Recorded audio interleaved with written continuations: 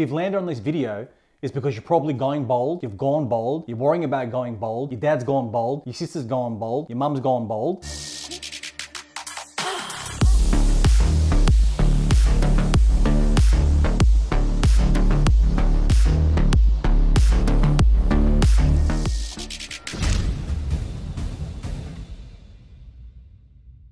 What's happening, guys? Welcome back to the channel. Welcome back to another video. Today, I'm going to spend a little bit of time talking to you guys about what you can do to deal with balding in 2021.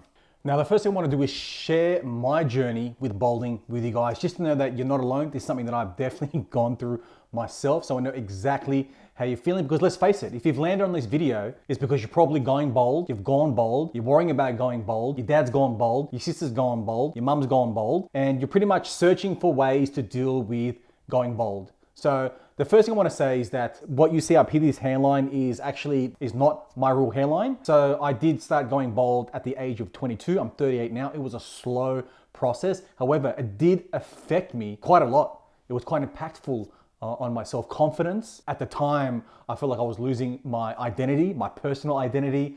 I started questioning a lot of things, like, why is this happening to me? I looked so much older than I felt like I should. I've always been, young at heart, energetic, and now I started looking like I was 40, and I did not like it at all. It really put a lot of, it gave me a lot of anxiety, and I spent, hours upon hours on the internet looking for solutions, trolling through forums, looking for answers, looking for, ways to deal with this, ways to reverse this, how can I stop this? So I did learn a lot along the way, and keep in mind, this is like the early 2000s. So back then, as far as options and what you can do to, stop or reverse hair loss, it was quite limited, to be honest. There wasn't many options for you to choose from. So you can imagine, being 22, starting to have your hairline recede multiple times a day. I would jump in front of the mirror and check my hairline and look for, how has it progressed? Why is this side more bald than that side? Is it further back than what it was before? Am I losing it at the back here at the crown?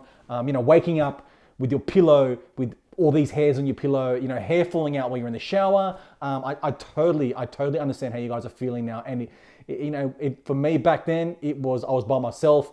I didn't have anybody to turn to. My dad had passed away a long time ago, but I know that he was bald. His brother was bald. It ran in my family. So, it was quite impactful. So back then, there was literally, from what I can remember, there was really only two options. One was a hair transplant, which was extremely expensive back then. There was really only one method that was common, and there wasn't a very high success rate. Not only that, but it left a rather nasty scar on the back of your head that pretty much went from ear to ear. So this one true and tried method back then, which was the FUT method, was basically they took a long linear strip across the back of your head, and harvested your donor hairs from back there. So, and that, like I said, that was super expensive and not the best success rate. The other option were, drugs back then that were known to be effective were Propecia and minoxidil, which is both a, something that you consume, and also minoxidil is a topical kind of, product that you put on your head. So that was something you had to do every day. Back then for me, look, a hair transplant was out of the question. I simply couldn't afford it. And I was scared to take the risk of having a nasty scar on the back of my head and my, hair transplant not being successful. So not only is my hairline still destroyed, but now my donor area has an epic scar running along the back, and it just doesn't look good.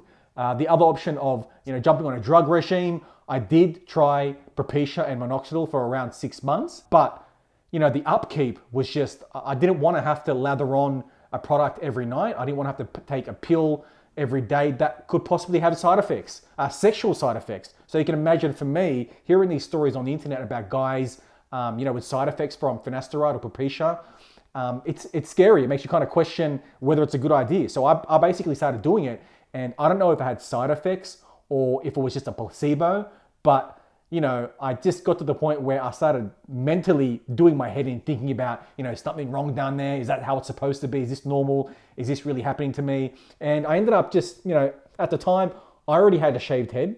So As far as, the drugs, whether it was actually working, or the medication, whether it was working, it was hard for me to tell because I shaved my head all the time. So it wasn't ideal. So I kind of stopped that and just gave up on the notion that, look, I'm bald and I have to deal with this and I have to accept that, and that's that. So what I eventually did, I'll get to towards the end of this video. However, what I want to talk about with you guys now is basically, it's 2021.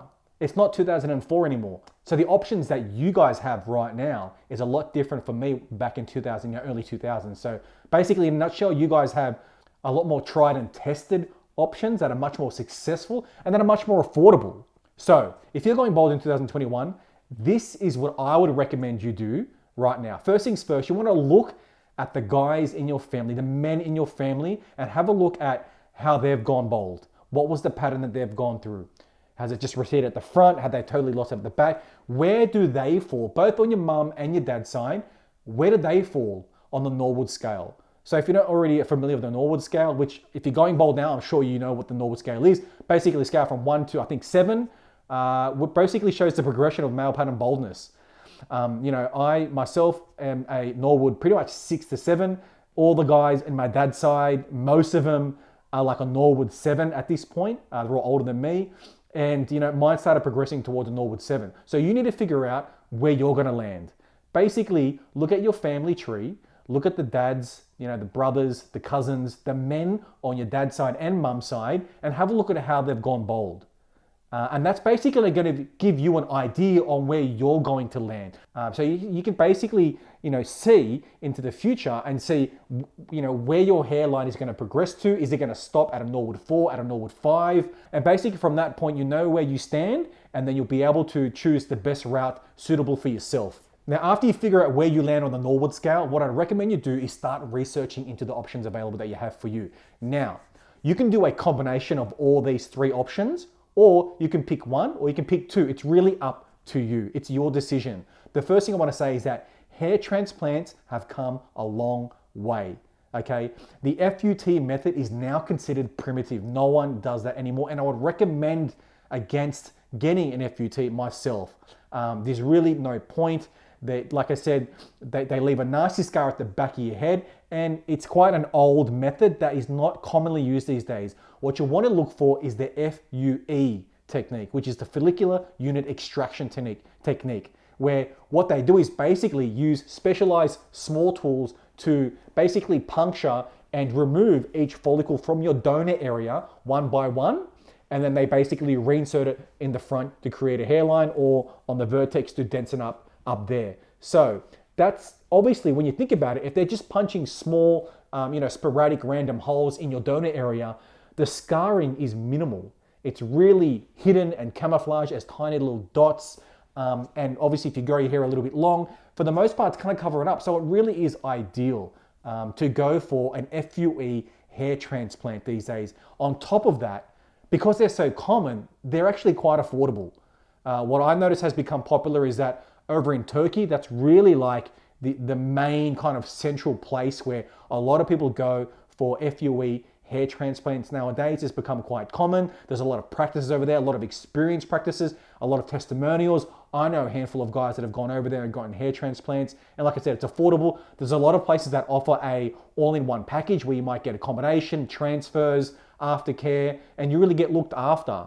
Some of them might even have flights included in their package. You really need to do your research and check that out. The second option that you have at your disposal is the drugs and medications have also progressed. I'm not super educated when it comes to the drugs and medications that are available these days. However, I know that there's been lots of talk about using a combination of things such as Propecia, minoxidil, of course, they're old school. There's a new, drug of some type called RU8851 or something like that. Please don't quote me.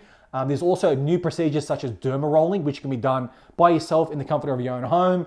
And, I really implore you guys to research into these, because if it's an option that you would like to take, I would definitely recommend you go check out Derek from More Plates, More Dates, his YouTube channel. He does a lot of videos on, drug regimes and stacks and procedures that you can do yourself to kind of stop your hair loss and even reverse it in some cases. And another channel that I would definitely recommend you go check out is Hairlicious, where he basically talks about his own experiences with hair loss, the hair transplants that he got, and he also talks about derma rolling, and he has his own products that he sells. So I'll definitely recommend you check out those two channels. Those guys have a plethora of information. You know, I would recommend that you really go check those guys out and learn as much as you can if it's an option you're thinking about taking. Now, the third option, it's not really a preventative of any type. It's actually called SMP, scalp micropigmentation. And in a nutshell, to put it quite bluntly, it's basically where they tattoo a hairline or tattoo hair follicles onto your head. Now, before you guys freak out and think, why would you want to get a tattoo on your head? That's ridiculous. It's not a regular tattoo like this here. Basically, the technique is, you know, the concept similar. The technique that they use, the ink that they use, and obviously the tools that they use are very different. So with a regular tattoo, they have a tattoo gun and ink, and they basically inject the ink.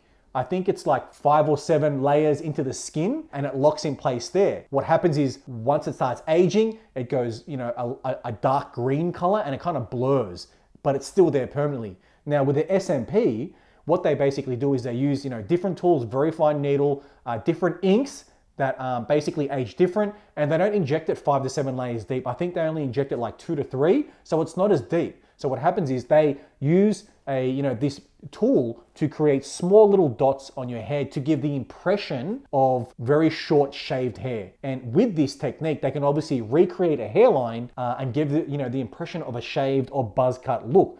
Now, also keep in mind that because it's different ink, it doesn't age like a regular tattoo. Instead of going dark green and blurry, it actually softens and then eventually just fades over time to the point where it actually completely disappears. So, you know, there is some type of upkeep that you need with SMP. You need to regularly get it, basically redone every few years, depending on your lifestyle and your skin and how your body's holding onto the ink. Could be 3 years, could be 5 years. Me, myself, I actually got SMP myself, if you check it out. I've done, I think, a handful of videos about my experience previously. I'll link those in the description below if you haven't seen them, but check it out. This is my SMP. I'm basically, like I said, a Norwood 7. I'm like, you know, Homer Simpson, basically. My hair really just exists a bit on the side and at the back. Other than that, the whole top is gone. But as you can see, I've got a recreated hairline that looks legit. I love it. It looks so realistic and undetectable, which is what you want. And, you know, I love rocking the shaved head look. So that's the third, you know, that's basically the third option. The 3 main options that I know of. And like I said, you can do a combination of all 3. As far as getting a hair transplant, depending on, you know, your procedure and the different variables that you have on where your Norwood scale kind of lands on, you might have to get a hair transplant, and they would recommend you jump on a drug regime as well. You could get all 3, where you get a hair transplant, jump on a drug regime to halt to keep existing hair, but then also get SMP on top of that to densify your hair transplant. Because, I mean, as much as SMP creates a nice shaved head look like this, if you add SMP to existing hair, it's going to make it look more dense. So all 3, ideally, I mean, if you're a great candidate for a hair transplant and you don't mind jumping on a drug regime and getting an SMP head tattoo, you could have a, you know, really successful kind of hair loss reversal and really, you know, bring back those youthful looks that you used to have. But like I said, it's up to you. It's your decision. It's basically what you want to do, how comfortable you are, you know, doing each procedure, because not everybody wants to get a head tattoo. Not everybody wants to jump on a drug regime because of sides or whatnot, possible sides, and not everybody wants to fork out the money for a hair transplant or going overseas. So it's really up to you at the end of the day. You know, a lot of your decision is basically going to depend on where you fall on the Norwood scale right now, where you're going to be on the Norwood scale in the future, and what you're prepared to do, which route you're prepared to take. So it's really your decision, but, you know, I would recommend and really push to you guys to go out there and educate yourselves on what's out there. There's a lot of options out there these days. There's really no excuse to not have, you know, a hairline at least at minimum, if it bothers you, like I said. But there's so many options out there, and I wish that I started going bald now, because I'd probably be able to stop it. Back when I started going bald, I had minimal options. I had to stay bald until around, you know, I got this SMP procedure done in 2019, but I was researching it since 2016, 2017, before I actually pulled the trigger. So, and my only regret is that I wish I got it done earlier. So I recommend you guys go out there, do your research. If it's something that you want to do, go for it, man. If it makes you feel good about yourself, go for it. The last thing I want to say is if you really enjoyed this video so far, make sure you go on and give it a thumbs up. It really helps with the algorithm and gets my message out there, gets me helping more guys that need the help, that need the advice, that need the strong, powerful messages.